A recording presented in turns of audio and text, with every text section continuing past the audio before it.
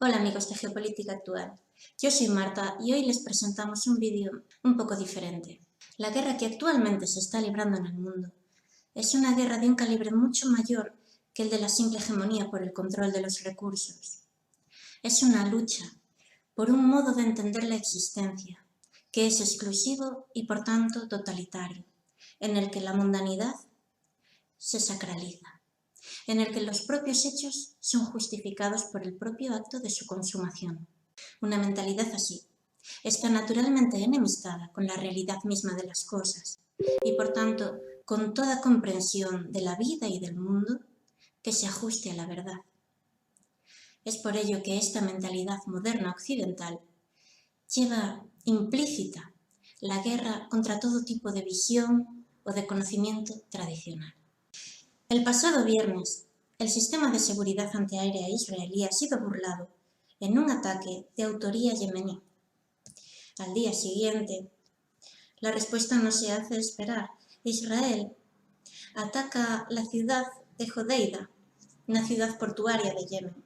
Ya el domingo podemos leer en los periódicos una alerta que hacen los hutíes a Israel acerca de una respuesta inevitable que supuestamente recibirá en puntos clave. Se trata de la misma guerra, pero en un ámbito geográfico diferente, extenso, muy extenso y estratégico, pero que se hace tan lejano y desconocido para este mundo occidental. Les traemos un vídeo introductorio al mundo islámico moderno, un mundo que a pesar del cliché es extremadamente diverso. Comencemos. Desde la cultura mediática o hollywoodiense se inducen constantemente las nociones que el propio Occidente fabricó de islamismo radical, que rápidamente asociamos con toda clase de actitudes machistas, extremistas, con formas de vida propias de un nada deseable oscurantismo medieval. No obstante, una característica muy destacable del mundo islámico es su gran diversidad. Dentro de sus dos grandes ramas, la chií y la suní, existe una amplia diversidad cultural, étnica, geográfica, racial. Es evidente que el nexo de unión del mundo islámico es su fe religiosa. No obstante, la práctica de esa fe en la conformación de la vida social difiere mucho en las diferentes regiones. Nos encontramos, pues, con que el laicismo juega un papel importante según en qué ámbitos, a diferencia de lo que se suele creer. Como ustedes saben, hay países como Siria, donde el poder temporal tiene un carácter laico. Debemos tener en cuenta que la interactuación que las diferentes zonas mantienen con los países occidentales suponen un enorme condicionamiento. Existe también una diferencia entre el mundo árabe y el no árabe, y elementos de enorme importancia en la cultura preislámica de ciertas zonas confieren características muy diversas a un mundo que desde aquí se ha observado de forma monolítica y monocorde. El Islam, a diferencia de otras religiones, no tiene un líder religioso definido, como es por ejemplo el caso del Papa en el catolicismo. Esto ha facilitado, al igual que en el mundo protestante, la proliferación de sectas. Sí que hay una figura equivalente al Sacro Imperio, el Califato. No obstante, en la actualidad es un mundo que se organiza en estados modernos, incluso en casos que se pueden considerar extremos como Afganistán. Pese a su modernización, persiste un elemento unificador que no es solo de índole religiosa, y este es su componente civilizatorio, lo que nos lleva a tratar un asunto poco mencionado, su carácter mesiánico. El Islam tiene una misión histórica, la lucha contra el Dayjal y la preparación del mundo para el regreso de Cristo. Todas estas características tienen evidentemente diferentes adaptaciones, pues no se presentan de la misma manera en Palestina que en Malasia o Indonesia. Recordemos que el mundo islámico ocupa un espacio geográfico de enorme importancia geoestratégica. Desde el norte del África occidental hasta el Asia más oriental, su geografía abarca diversos enclaves con relevancia estratégica, así como la localización de recursos elementales en la configuración del actual mundo moderno. Una vez comprendidas estas cuestiones, expuestas en esta sintetizada introducción, resulta más fácil de entender el significado del Estado de Israel y el sionismo en el mundo islámico. Se puede decir que el Dayal, o gran engañador, toma forma política en lo que es el núcleo del proyecto civilizatorio occidental moderno, que no es otra cosa que la interpretación del cristianismo al revés. El cristianismo es para el Islam una religión degenerada que cae en el error de humanizar la divinidad. Y el proyecto civilizatorio moderno es una suerte de humanismo que pretende divinizar los aspectos humanos más bajos. La lucha omnipresente por cuestiones aparentemente banales como el velo solo puede comprenderse desde ese punto de vista. En este contexto ya empieza a comprenderse la razón del choque frontal con el imperio estadounidense y su proyecto para el área geográfica islámica. La idea sionista es implantar en el corazón mismo del Islam el centro de encarnación de todos los elementos definitorios del proyecto moderno. La implantación de semejante obra implica necesariamente la aniquilación total del Islam en su forma tradicional. De manera multiforme se está queriendo llevar esto a cabo, ya mediante una deleznable y criminal eliminación física como se está viendo en Gaza, ya sea por una aculturación progresiva, por el aprovechamiento de las disensiones internas en los diferentes países o por la promoción de aquellas sectas más extremas que justifiquen la intervención constante.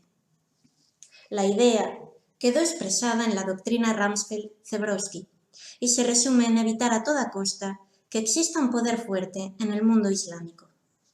Existen casos especiales como el de Arabia Saudí, donde se ha llegado a un entendimiento con la dinastía Saud, un entendimiento que permitió la separación de ciertos aspectos constitutivos de la tradición islámica, como por ejemplo la peregrinación a la Meca o la salvaguarda de lugares santos.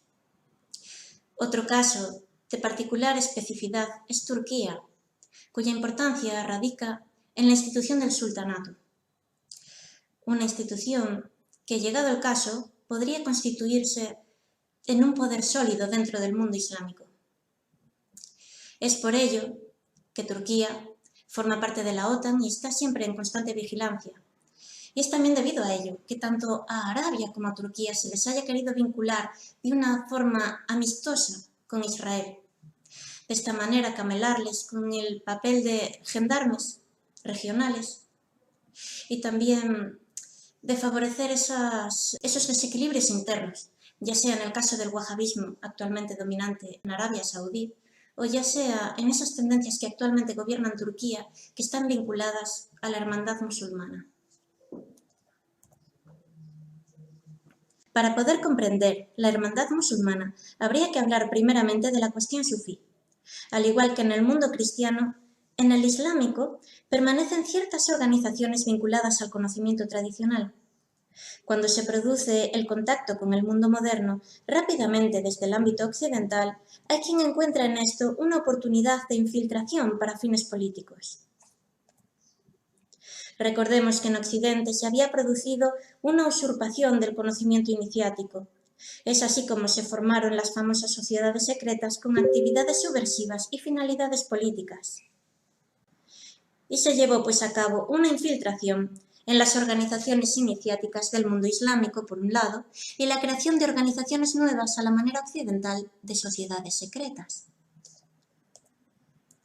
El proyecto de la hermandad musulmana nace en torno a estas consideraciones, sirviéndose además de ciertas doctrinas islámicas, con el fin de alcanzar los objetivos deseados en cuanto al control de diversos estados, a la división de otros, al debilitamiento de instituciones, y todo ello siempre girando en torno a la doctrina de la guerra santa o yihad. La hermandad musulmana también pretendía una suerte de panislamismo, siempre enfocado en la explotación de las diferencias de los conflictos subyacentes.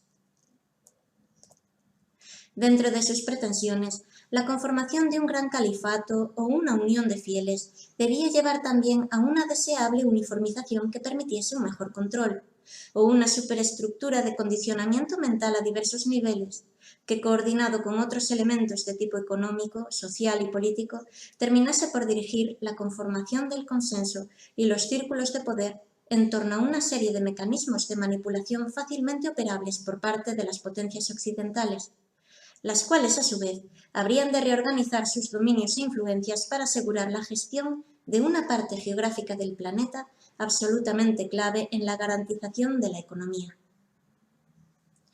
Cabe mencionar también el importante elemento cultural. La hermandad musulmana serviría para crear una cultura totalmente nueva, aparentemente tradicional, aunque en realidad se trataría de tradicionalismo o formalismo, puesto que en esencia sus élites tienen los mismos objetivos y características que las élites occidentales.